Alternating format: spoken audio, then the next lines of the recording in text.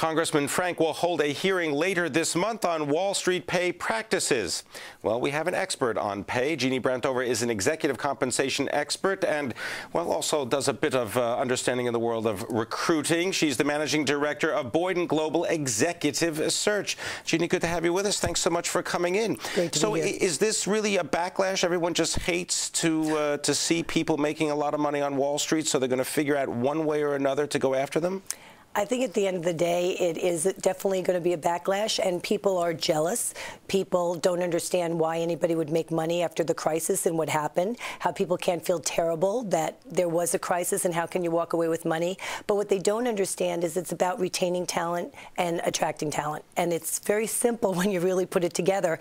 But if you really want to have a backlash and you really want these people to suffer for getting bonuses, you really have to wonder, what are we going to do with financial services and how are we going to get people to help us make money back again? Well, there's also another way that you can construct these kinds of pay packages, right? Because, I mean, there's something, in fact, it was talked about today at the Financial Crisis Inquiry Commission, this idea of clawbacks, right? So what actually is a clawback? How does that work? A clawback basically is saying, even though we are going to give you something, it doesn't mean you're going to get it. And so in compensation now, in the past, things were guaranteed. You got your money now. Everything was cash, very little equity. Now that whole compensation package has changed. There is cash where your base salary is most likely going to go up so that if you only lived on your base, you could live, you know, obviously not the same way as people have been living, but you could live. But the bonus part is going to be a lot of deferred compensation. And that part of it is a lot of what could be clawbacked, or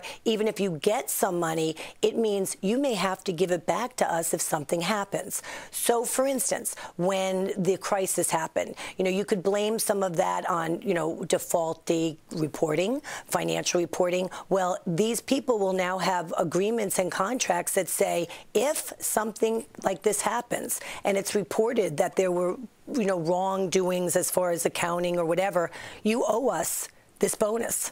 So the idea being that you shouldn't necessarily go out and spend your entire bonus now.